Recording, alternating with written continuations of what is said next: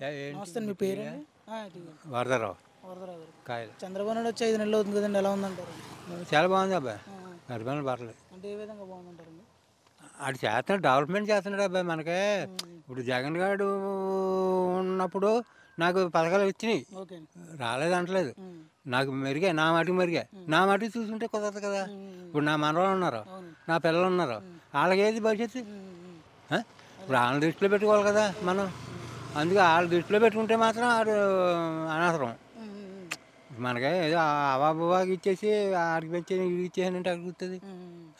డబ్బులు ఇచ్చేసి చూడిపోయిందా? లేదు. కృషి లేదు. కృషి ఉంది. ఇప్పుడు కోపం నేస్తం ఉంది. అవునండి. చంద్రబాబు ఉండేవాడు, ఓకే అండి. ఆయన మామూలుగా బిజినెస్ పర్పస్కి ఇచ్చేవాడు. వాళ్ళు 50,000 1,00,000 ఇచ్చి బిజినెస్ చేసుకుంటారు మీరు, సగం సబ్సిడీ సగం ఇమ్మనివాడు. అదండి. అది కృషే కదా, కృషి చూపించాడు. ఈ ఇతనేముంది, ఆడవాళ్ళకి 15,000 ఇచ్చేస్తున్నాడు. ఆ? డబ్బులు ఇవ్వడం వల్ల యూజ్ లేదు. యూజ్ ఏమని చెప్పు. డెవలప్మెంట్ ఉంటే డెవలప్మెంట్ ఉండాలి దేనికైనా సరే. మరి ఈయన వచ్చాక డెవలప్మెంట్ ఏమైనా దృష్టి పెట్టారంటారా? డెవలప్మెంట్ మరి తిరుగుతున్నారు కదా, మన లోకేష్ గారిని చేస్తున్నారు కదా. ఇప్పుడు ఇతను జగన్ ఉన్న తర్వాత మరి ఎన్ని బ్యాటరీలు వెనక్కిపోయి అదేనా. అమరాన్ ఉంది, అవునండి. పెట్టించాడా? లేదు. పోయిందా? వెనకెళ్ళిపోయింది. పోయిందా? మరి అమరాన్ ఉంటే మరి ఎంతమంది బతుకుతుంది? ఉద్యోగాలు కల్పిస్తుంది. ఉద్యోగాలు కలిపి ఇప్పుడు మనిషికి ఊరిని ఇస్తాం కాదు. ఇదివరకు పూర్వం హిట్లర్ ఉండేవాడు, ఆయన గవర్నర్, ఆయన అనివాడు డబ్బులు ఇచ్చేద్దాం మనకే అంటే రైతులకి డబ్బులు ఇచ్చి అన్నాలు మనం పెంచుతాం అండి.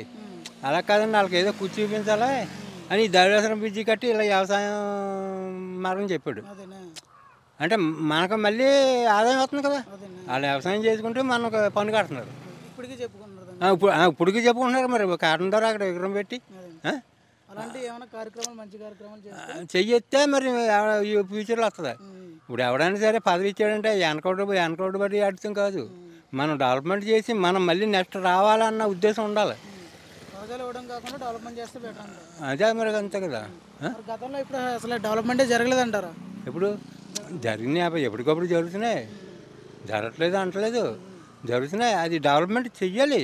అంటే రోడ్ లైటింగ్ కానీ, డ్రైనేజ్ కట్టడం లేవు కదా. ఇప్పుడు జగన్ ప్రభుత్వంలో ఒక రోడ్డు అన్నది లేదు. మాకు ఊళ్ళోకి వెళ్ళి రోడ్డు ఉంది, అలా చెత్తపూడికి వెళ్ళి రోడ్డు ఉందా, ఎప్పుడు చూసినా అలాగే పెడుతుంది. ఓకే. ఇప్పుడు ఊళ్ళోకి వెళ్ళి కంటే ఇలా మనకు అంబాజీపేట అమలాపురం వెళ్ళడం బెటర్. అలా ఉంది. మరి రైతులకు ఏ ప్రభుత్వం బాగుందంటారు? గత ప్రభుత్వం బాగుందా, ఈ ప్రభుత్వం వచ్చాక రైతులకు బాగుందంటారు? రైతులకంటే నీకు చెప్పాలంటే రైతులకైనా ఇప్పుడు ఆడో చూడు, ధాన్యం కొనుగోలు చేసి డబ్బులు వెంటనే ఇచ్చేవారు కాదు.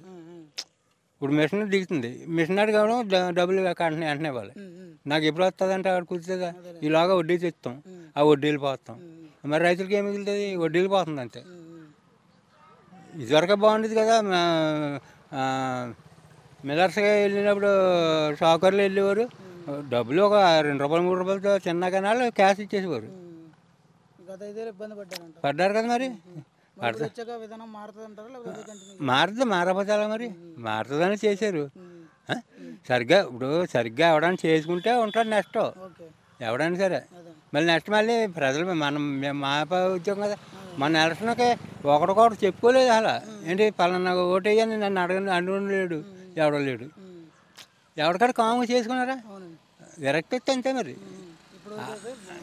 అప్పుడేమో చంద్రబాబు మీద విరక్తి వచ్చి వెళ్ళ ఇతను ఎక్కించారు బంపర్ మెజార్టీ.